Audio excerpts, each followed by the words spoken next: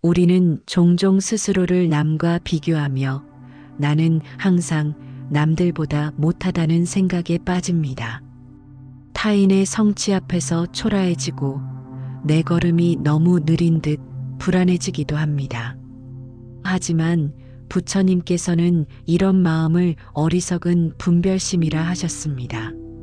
자기 길을 가는 강물이 다른 강과 다르다고 해서 가치가 줄어드는 것이 아니듯 우리의 삶 또한 저마다 고유한 리듬이 있기 때문입니다. 오늘 우리는 남들보다 못하다는 생각이 올라올 때 어떻게 바라보고 어떻게 벗어날 수 있는가를 함께 살펴보려 합니다. 부처님의 지혜, 스님들의 일화, 그리고 우리의 일상 속 이야기를 통해 답을 찾아가겠습니다.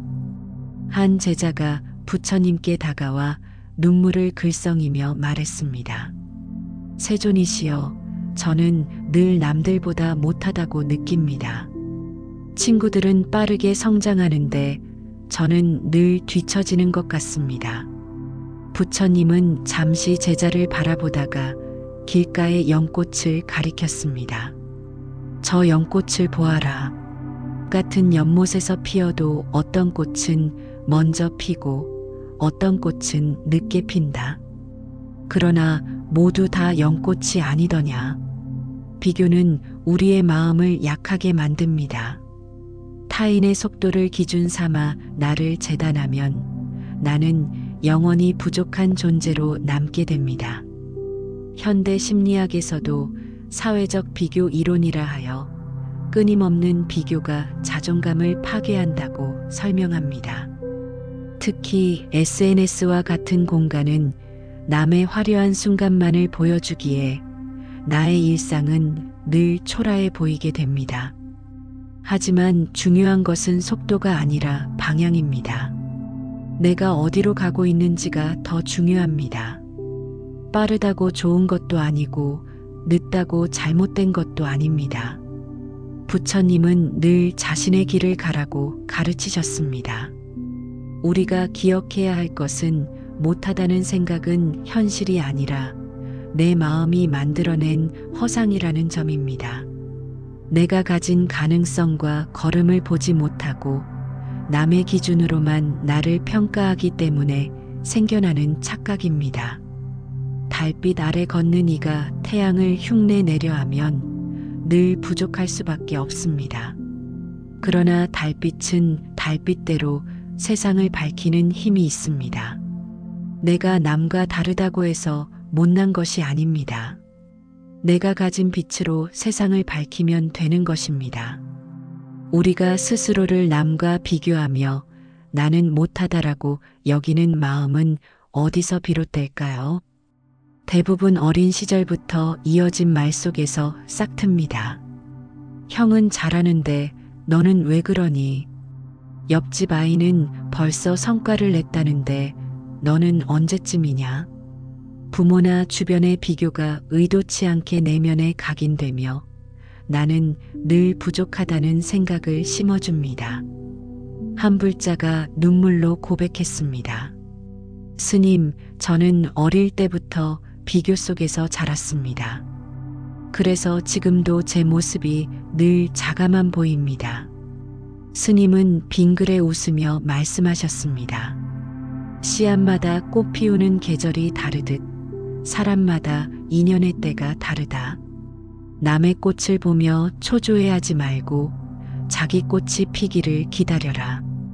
불교에서는 무아를 강조합니다. 남과 나를 비교하는 마음은 결국 자아에 대한 집착에서 비롯됩니다. 나라는 기준을 세워 남을 위아래로 재단하는 순간 괴로움이 따라옵니다. 나는 잘났다는 교만도 나는 못하다는 열등감도 똑같이 집착일 뿐입니다. 우리는 스스로와 대화하며 자신을 규정합니다.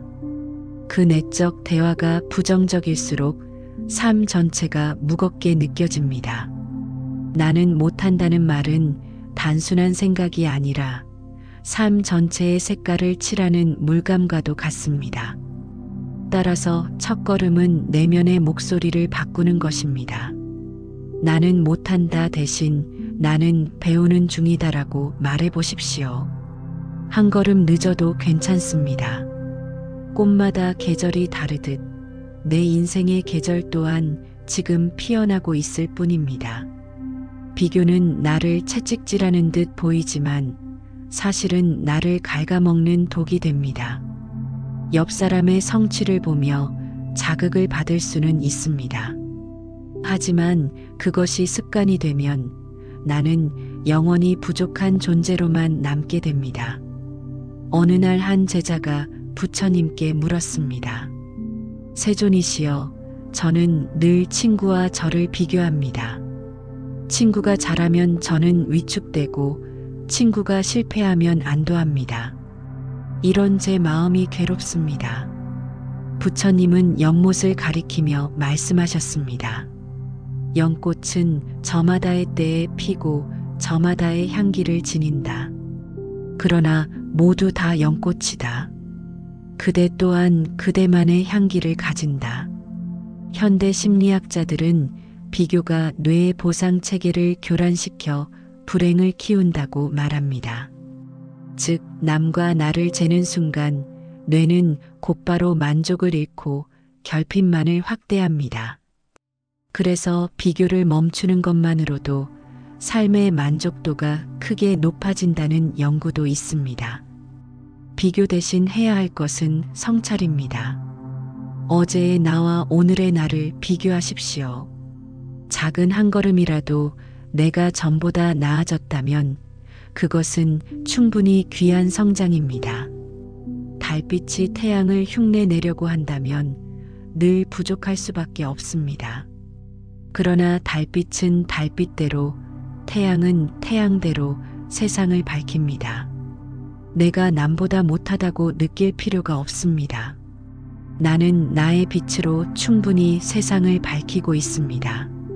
사람마다 삶의 속도는 다릅니다. 누군가는 빠르게 성과를 내고 누군가는 천천히 쌓아갑니다. 그러나 결국 도착하는 곳은 같습니다. 강물이 굽이치며 흐르든 직선으로 흘러가든 결국 바다에 닿듯이 말입니다. 한 제자가 스님께 물었습니다. 스님, 저는 늘 남들보다 뒤처지는 것 같습니다. 저는 왜 이렇게 느린 걸까요? 스님은 빙그레 웃으며 대답했습니다. 달리는 말은 빨리 도착할 수 있으나 천천히 걷는 소도 결국 목적지에 닿는다. 빠름과 느림은 중요하지 않다. 멈추지 않는 것이 중요하다. 불교에서 말하는 정지는 남보다 빨리 가는 것이 아니라 나의 걸음을 멈추지 않는 것입니다. 한 발 한 발 나아가면 그것으로 충분합니다. 그러므로 내 속도가 남보다 느리다고 해서 못난 것이 아닙니다. 그저 나의 리듬대로 가고 있을 뿐입니다. 결과가 늦게 나타나더라도 노력과 배움 자체가 이미 성장의 한 과정입니다. 나의 속도를 존중할 때 삶은 조급함이 아니라 여유로 채워집니다. 달빛은 밤에 빛나고 햇빛은 낮에 빛납니다. 서로 다른 시간대에 피어나도 빛의 가치는 조금도 줄지 않습니다. 마찬가지로 나의 속도가 남과 다를 뿐 가치가 없는 것은 아닙니다. 많은 이들이 스스로를 못나다 여기게 되는 이유는 남의 인정이 기준이 되기 때문입니다. 누군가 칭찬하면 기뻐하고 누군가 비난하면 한없이 작아집니다. 그러다 보니 나 자신을 바라보는 눈은 사라지고 오직 타인의 평가만이 내 가치를 결정하는 듯 보입니다. 한 불자가 토로했습니다. 스님, 저는 주변 사람들의 시선에 따라 하루 기분이 바뀝니다. 칭찬을 받으면 하늘을 나는 듯 기쁘다가도 비난을 받으면 땅에 꺼지는 것 같습니다. 스님은 잔잔히 미소 지으며 말씀하셨습니다. 타인의 입에 그대의 삶을 맡긴다면 그대는 영영 자유로울 수 없다. 바람 따라 흔들리는 갈대와 같이 살고 싶지 않다면 스스로 뿌리를 내려야 한다. 불교에서는 자기자도라는 표현이 있습니다. 스스로를 귀의하고 스스로를 건너라는 뜻입니다. 즉, 남의 시선이 아닌 내 안의 중심에 기대어야 비로소 자유로울 수 있다는 가르침입니다. 사람이 타인의 인정에 지나치게 기대면 마음이 불안해지고 작은 실패에도 도전을 꺼리게 됩니다. 진정한 자존감은 남의 평가에서 오는 것이 아니라 내가 걸어온 성실한 과정과 스스로 이룬 성취에서 자라납니다. 그러므로 나는 남보다 못하다는 생각을 내려놓으려면 먼저 남의 인정에 매달리는 습관에서 벗어나야 합니다. 칭찬은 향기처럼 즐기되 그 향기가 사라져도 내 뿌리가 흔들리지 않도록 마음을 단단히 다져야 합니다. 인정받고 싶은 마음은 누구에게나 있습니다. 문제는 그것이 지나쳐 나의 존재 이유가 되어버릴 때입니다. 누군가가 나를 좋아해야 내가 가치 있다는 생각에 사로잡히면 결국 나는 늘 불안 속에 살게 됩니다. 한 제자가 부처님께 물었습니다. 세존이시여, 저는 늘 사람들의 눈치를 봅니다. 인정받고 싶고 버림받을까 두렵습니다. 부처님은 차분히 대답하셨습니다. 달은 구름이 가리면 빛나지 못하는 듯 보이나 사실은 여전히 빛나고 있다. 남의 눈에 보이지 않아도 그대의 빛은 사라지지 않는다. 삶의 주도권을 남에게 내맡기면 그 사람이 나를 어떻게 보느냐에 따라 내 기분과 자존감이 흔들리게 됩니다. 그러므로 필요한 것은 바깥이 아닌 안의 기준을 세우는 일입니다. 내가 만족스럽다면 그것으로 충분하고 내 걸음이 진실하다면 그것만으로도 이미 가치 있습니다. 스스로를 인정하는 이 훈련이 곧 삶을 자유롭게 하는 지혜입니다. 훈련 방법은 단순합니다. 하루에 3가지 내가 잘한 일을 적어보는 것입니다. 아주 사소한 것이라도 괜찮습니다. 오늘은 늦잠을 참고 일찍 일어났다. 힘들었지만 끝까지 맡은 일을 해냈다. 이런 기록은 작은 자기 인정을 쌓아주고 남의 인정이 없더라도 나 자신을 세울 힘을 줍니다. 사람들은 늘 말합니다. 남들은 벌써 앞서가는데 너는 왜 아직도 그 자리에 있느냐? 이 말 한마디가 우리를 초라하게 만들고 때로는 내 걸음을 멈추게 합니다. 그러나 부처님은 늘 강조하셨습니다. 그대 자신이 그대의 주인이다. 다른 이가 아닌 그대 자신의 길을 가라. 한 제자가 부처님께 하소연했습니다.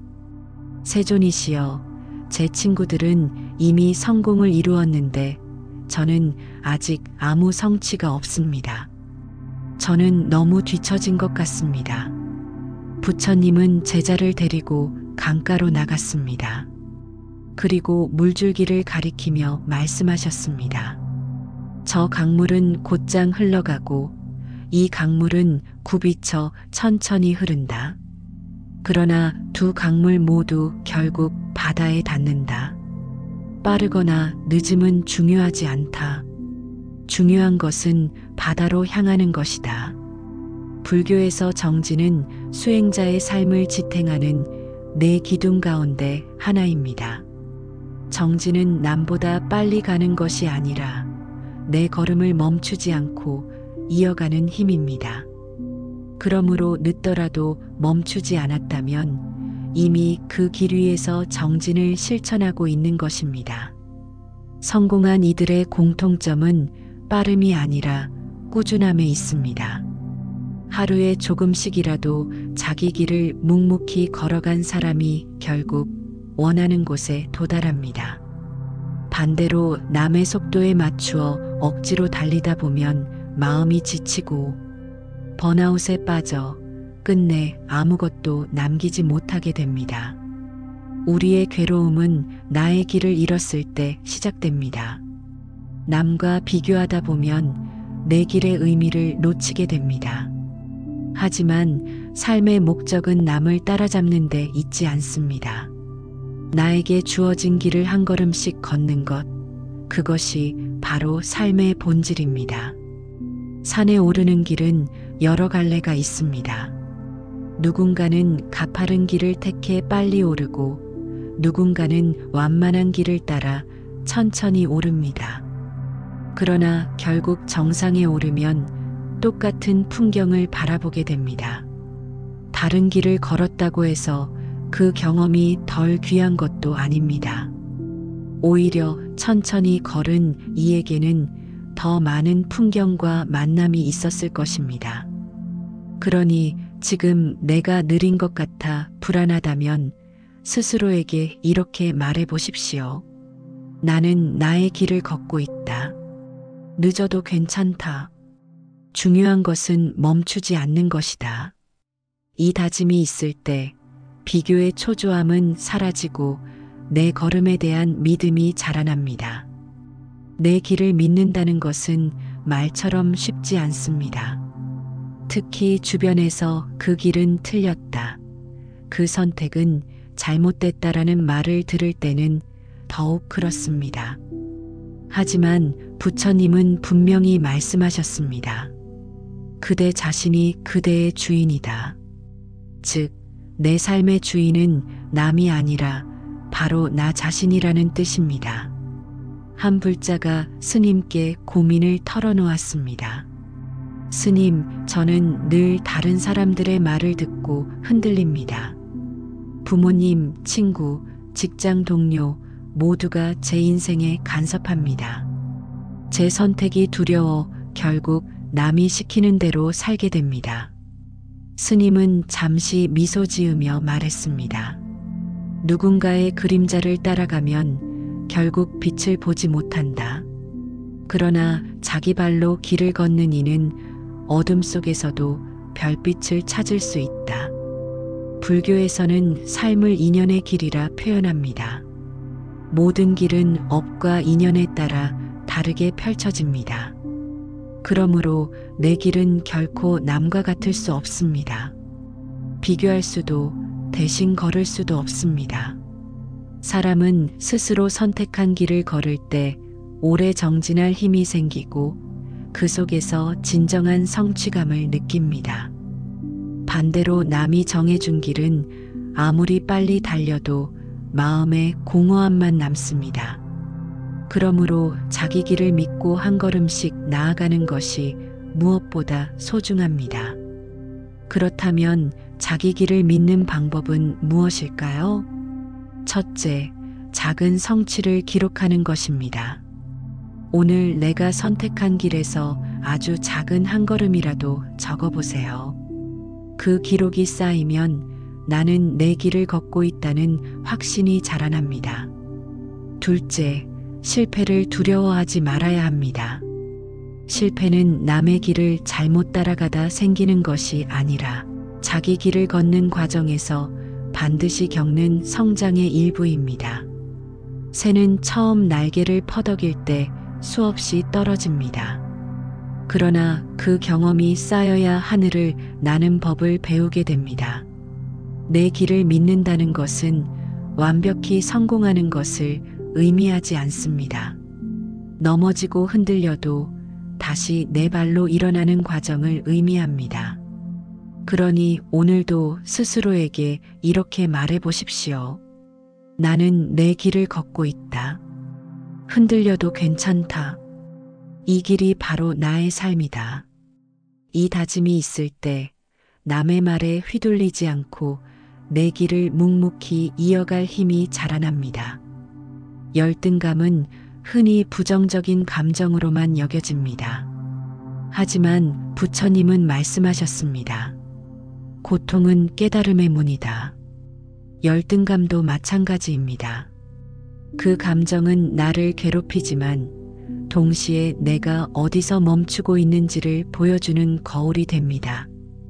한 불자가 울먹이며 말했습니다. 스님, 저는 친구보다 못하다는 생각 때문에 괴롭습니다. 친구는 벌써 자리 잡았는데 저는 아직도 갈 길이 멉니다.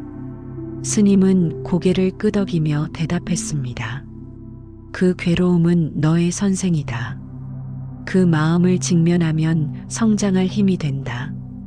그러나 외면하면 영원히 그 자리에 묶여버린다.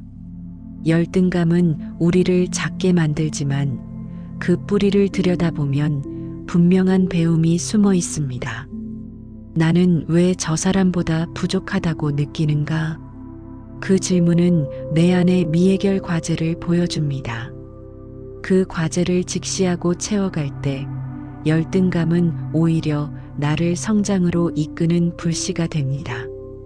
심리학자 아들러는 열등감은 성장의 동력이라고 말했습니다.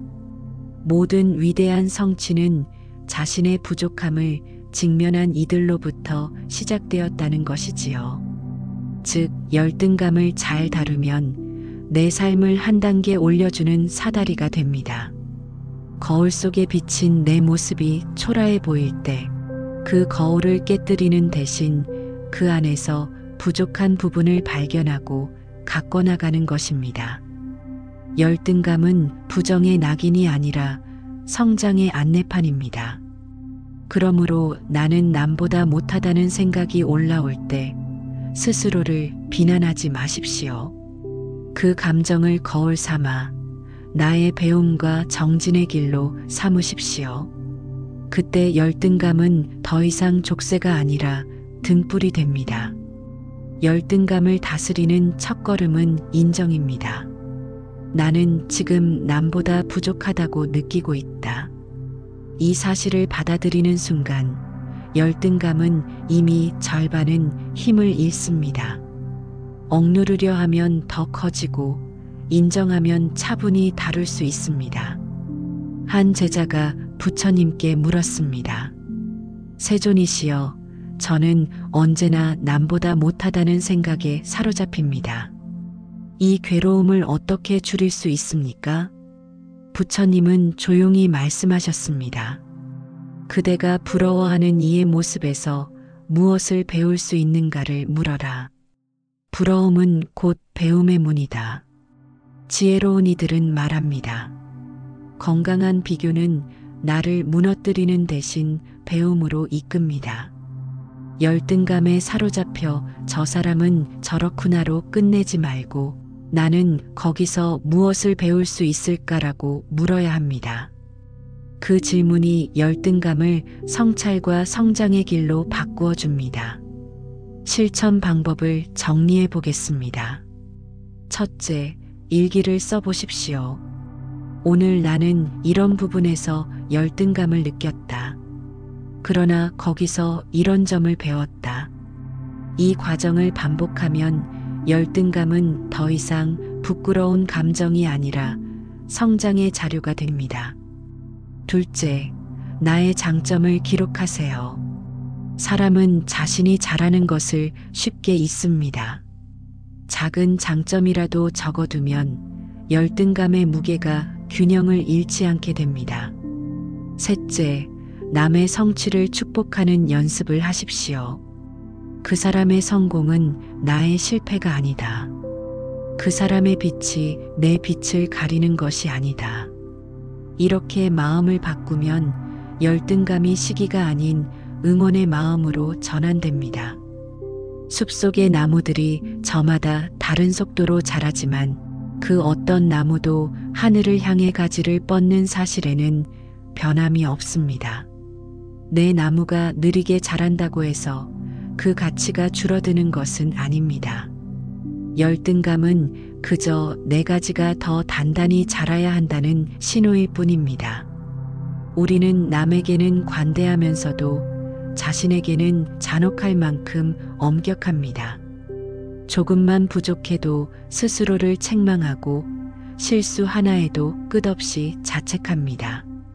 그러다 보니 나는 못났다는 생각은 더 단단히 굳어집니다. 하지만 부처님은 분명히 말씀하셨습니다. 자신을 사랑하지 못하는 이는 남도 사랑할 수 없다. 한 불자가 고개를 떨군 채 물었습니다. 스님, 저는 늘 제 자신이 싫습니다.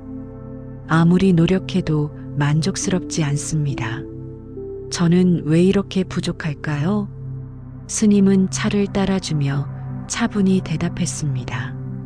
그대는 자신에게 칼을 들이대며 살고 있구나. 그러나 자기 마음에 자비를 품지 못하면 세상 누구에게도 자비를 베풀 수 없네. 불교에서 자비는 남을 향한 사랑만이 아닙니다. 나를 향한 따뜻한 시선까지 포함합니다. 이를 자애라 하는데 자기 자신에게도 자애의 기도를 보내야 합니다. 나도 행복하기를, 나도 건강하기를, 나도 평안하기를.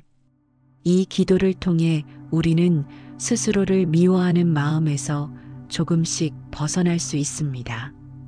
자기 자신을 향해 따뜻한 눈길을 보낼 줄 아는 사람은 고난과 실패 앞에서도 더 빨리 일어납니다. 스스로를 꾸짖는 대신 자비로운 말로 위로할 때 마음의 힘은 다시 살아나고 회복력이 자라납니다. 그러니 나는 항상 못하다는 생각에 빠질 때 먼저 자신을 다그치지 말고 품어야 합니다. 내가 걸어온 길, 내 노력을 인정하며 스스로에게 감사하는 것이 곧 자비의 시작입니다. 꽃이 시들었다고 해서 뿌리까지 잘라내지 않습니다. 물을 주고 햇빛을 주면 다시 피어나듯 나 또한 따뜻하게 돌보면 다시 살아납니다. 내 안에 자비의 빛을 켜는 순간 남과 비교로 움츠러들던 마음은 점점 풀려나고 평화로 채워집니다. 스스로에게 자비를 보내는 일은 생각보다 어렵습니다. 우리는 내가 잘해야 가치 있다는 신념에 매여 있기 때문입니다. 하지만 부처님은 늘 말씀하셨습니다. 있는 그대로의 그대가 이미 귀하다. 한 제자가 부처님께 여쭈었습니다. 세존이시여, 저는 제 자신을 사랑하기가 어렵습니다. 늘 부족한 제 모습만 보입니다. 부처님은 미소 지으며 말씀하셨습니다. 하늘의 별을 보아라. 크고 작은 별이 있으나 모두 밤하늘을 빛내지 않느냐. 그대 또한 빛나고 있다. 자기 자비를 기르는 방법은 일상에서 아주 간단히 실천할 수 있습니다. 첫째, 하루의 끝에 스스로에게 감사 인사를 전하세요. 오늘 하루를 버텨준 내 몸과 마음, 고맙다. 둘째, 잘못했을 때 괜찮아. 누구나 실수할 수 있어라고 속삭이세요. 이는 게으름이 아니라 다시 일어날 힘을 주는 말입니다. 셋째, 자의 명상을 실천해 보세요. 눈을 감고 호흡에 집중하며 이렇게 기도합니다. 내가 행복하기를, 내가 건강하기를, 내가 평안하기를. 그 다음에는 그 마음을 타인에게로 확장합니다. 너도 행복하기를, 너도 건강하기를, 너도 평안하기를. 이 과정을 반복하면 마음속 부정적 목소리가 점점 줄어듭니다.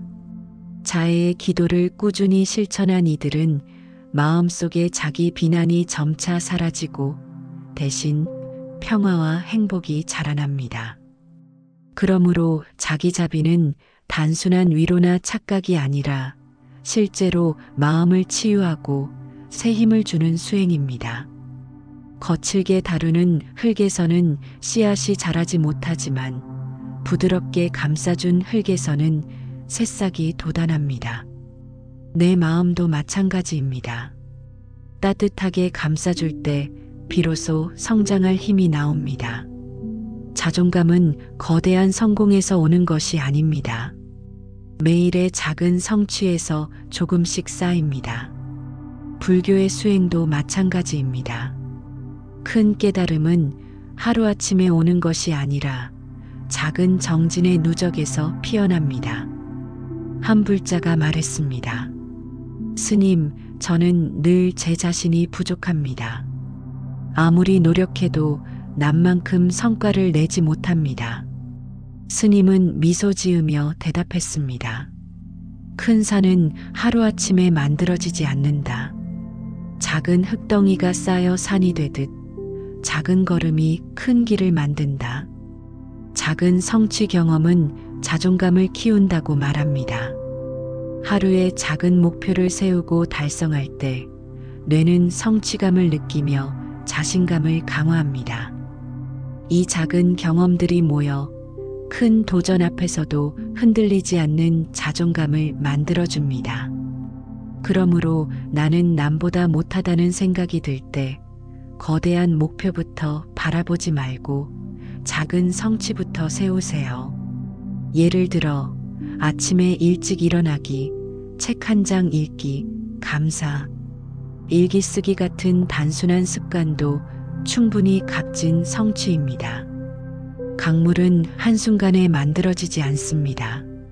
작은 물줄기가 모여 거대한 강이 되듯 작은 성취가 쌓여 삶에 큰 자신감이 됩니다. 작은 성취는 쉽게 사라집니다. 우리는 보통 실패와 부족만 크게 기억하고 잘한 일은 금세 잊어버리기 때문입니다. 그래서 성취를 기록하는 습관이 필요합니다. 한 불자가 스님께 물었습니다. 스님, 저는 늘 부족한 모습만 보입니다. 잘한 일은 기억하지 못하고 실패만 되새깁니다. 스님은 빙긋 웃으며 말씀하셨습니다. 바구니에 물을 담으면 새어나가듯 성취도 기록하지 않으면 흘러가 버린다. 그러나 돌에 새기면 오래 남듯 글로 적으면 성취가 그대를 지탱한다. 성취를 기록하는 방법은 간단합니다. 하루의 끝에 일기를 쓰되 반드시 오늘 내가 잘한 일 3가지를 적는 것입니다. 처음에는 억지로라도 적어야 할지도 모릅니다. 하지만 며칠, 몇 달이 지나면 작은 성취들이 모여 거대한 자존감의 창고가 됩니다. 성취를 꾸준히 기록하는 사람은 그렇지 않은 사람보다 우울감이 줄고 도전 앞에서도 자신감을 잃지 않습니다. 작은 등불이 모여 큰 불빛이 되듯 기록된 성취는 내 마음의 어둠을 밝히는 등불이 됩니다. 그렇기에 성취를 기록하는 습관은 내 삶을 지탱하는 가장 단순하면서도 강력한 수행입니다. 나는 늘 남보다 못하다. 이 생각은 남과 나 사이에 보이지 않는 벽을 세웁니다. 그 벽은 나를 고립시키고 세상과 단절하게 만듭니다. 그러나 부처님은 말씀하셨습니다. 높고 낮음은 마음이 지은 분별일 뿐 진실에는 차별이 없다. 한 제자가 고민을 털어놓았습니다. 세존이시여, 저는 친구보다 못하다고 여깁니다. 그래서 친구를 보면 부러움과 시기가 함께 일어납니다. 부처님은 제자의 어깨에 손을 얹고 조용히 말씀하셨습니다. 그대와 그대의 친구는 두 나무와 같다. 한 나무는 꽃이 일찍 피고 다른 나무는 늦게 핀다. 그러나 두 나무 모두 하늘을 향해 자란다. 부러움도 시기도 필요 없다. 그대 또한 꽃을 피우리라. 비교심이 커질수록 우리는 타인의 성취를 곱게 보지 못합니다. 남이 잘 되는 것을 축복하기보다 내 실패처럼 느낍니다. 그러다 보면 내 마음은 점점 좁아져 기쁨조차 빼앗기게 됩니다. 그러나 불교는 말합니다. 남의 기쁨을 함께 기뻐하는 것이 곧 보시다. 타인의 성취를 내 행복의 적으로 보지 말고 함께 즐길 수 있다면 그 순간 이미 내 마음은 자유로워집니다. 남과 나를 가르는 벽은 허물어지고 남의 꽃이 내 정원도 밝히는 빛이 됩니다. 마을의 한 집에서 등불을 켜면 어둠 속에서 이웃집도 함께 빛을 얻습니다. 그 빛이 한 집만의 것이 아니듯 남의 성공도 나의 어둠을 밝혀줄 수 있습니다. 나는 남보다 못하다는 벽을 허물 때 오히려 남의 성취가 내 삶을 밝히는 등불이 됩니다. 부처님 제자 중에는 마하카샤파 존자가 있었습니다. 그는 스승에게 직접 설법할 기회를 거의 얻지 못했습니다. 항상 다른 제자들이 먼저 나서고 주목을 받았습니다. 그러나 그는 결코 시기하지 않았습니다. 오히려 동료가 설법에 나서면 누구보다 먼저 합장하며 마음 깊이 기뻐했습니다. 어느 날 제자가 물었습니다. 존자여, 왜 늘 남의 성취에 기뻐하십니까? 본인은 언제나 뒤에 계시면서도 괴롭지 않으십니까? 마하카샤파는 잔잔히 웃으며 대답했습니다. 그대가 빛나면 나도 빛난다. 동료의 성취가 곧 나의 기쁨이다. 그것을 알기에 괴로울 것이 없다. 이 이야기는 오늘 우리에게 큰 깨달음을 줍니다. 내가 못하다고 느낄 때 그것을 시기로 채우면 마음은 점점 무너집니다. 그러나 그것을 기쁨으로 바꾸면 나의 부족함도 치유됩니다. 작은 실천 방법이 있습니다. 누군가 좋은 소식을 전했을 때 속으로라도 이렇게 말해 보십시오. 그대의 성취가 나의 기쁨이 되기를. 이 한마디가 시기를 기쁨으로 바꾸는 씨앗이 됩니다. 마치 향을 피우면 내 옷에도 그 향기가 스미듯 남의 기쁨을 진심으로 축복하면 그 기쁨이 내 삶에도 스며듭니다. 그때 나는 남보다 못하다는 마음은 점점 사라지고 함께 빛나는 법을 배우게 됩니다. 나는 너무 느리다. 남들은 벌써 저만큼 앞서갔는데 이런 생각은 우리를 끝없는 초조함에 빠뜨립니다. 그러나 부처님은 말씀하셨습니다. 천천히 가더라도 멈추지 않는 자가 결국 목적지에 이른다. 한 제자가 스승께 하소연했습니다. 스님, 저는 아무리 노력해도 성과가 더디게 나타납니다. 친구들은 금세 자리 잡는데 저는 늘 늦습니다. 스승은 대나무 숲으로 제자를 데려가 말씀하셨습니다. 보아라, 어떤 대나무는 빨리 자라고 어떤 대나무는 늦게 자란다. 그러나 모두 하늘을 향해 곧게 서 있다. 느림이 결코 잘못이 아니다. 내 속도를 존중하는 것은 단순한 위로가 아닙니다. 그것은 내 삶의 리듬을 존중하는 지혜입니다. 강물이 굽이쳐 흘러도 직선으로 흘러도 결국 바다에 닿듯 삶의 속도는 달라도 목적지는 같기 때문입니다.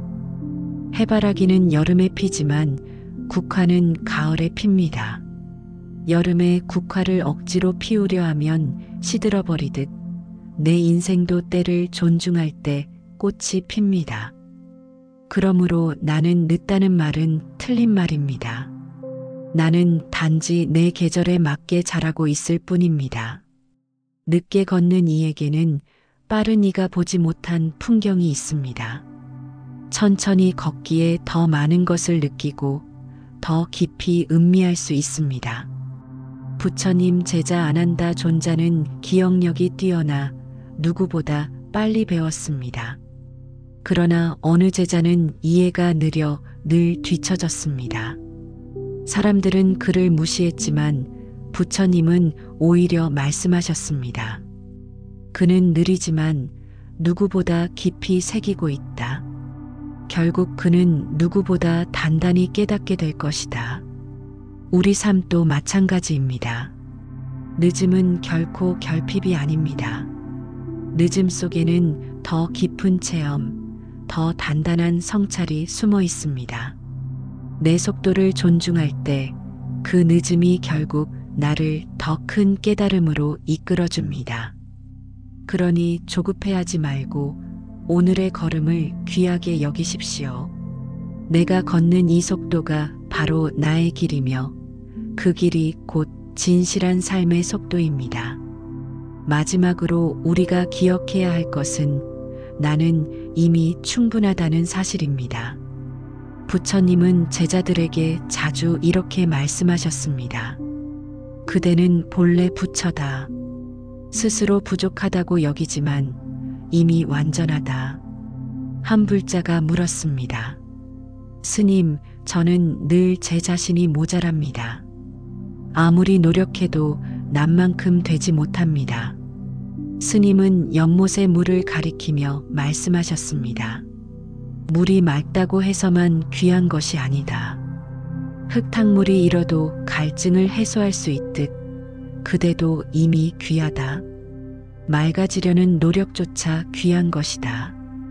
우리는 늘 남과의 비교 속에서 자신을 깎아내리지만 사실은 이미 충분히 소중한 존재입니다. 내가 있는 그대로 귀하다는 사실을 알 때 비교와 열등감은 힘을 잃습니다. 오늘 우리는 나는 남보다 못하다는 생각에서 출발해 그 생각이 만들어내는 괴로움과 벗어나는 지혜를 살펴보았습니다. 남과 나를 가르는 벽을 허물고 함께 기뻐하는 마음을 기르고 내 속도를 존중하며 결국 나는 이미 충분하다는 사실에 닿았습니다. 부처님 말씀처럼 우리는 본래 부처의 성품을 지녔습니다. 못난 내가 아니라 아직 꽃 피우지 않은 내가 있을 뿐입니다. 내 계절에 맞게 꽃을 피우면 그걸로 충분합니다. 비교를 내려놓고 자기 자신을 있는 그대로 받아들이는 사람은 더 큰 행복과 만족을 누리게 됩니다. 곧 부처님의 가르침을 삶에서 실천한 결과라 할 수 있습니다. 오늘의 핵심은 이것입니다. 나는 남보다 못한 존재가 아니라 나만의 길 위에 선 고유한 존재다. 그러니 이제 비교의 굴레를 내려놓고 내 길을 당당히 걸어가십시오. 그 길 위에서 이미 당신은 충분히 빛나고 있습니다. 오늘도 끝까지 함께 해주셔서 감사합니다. 나무 관세음 보살, 나무 관세음 보살, 나무 관세음 보살.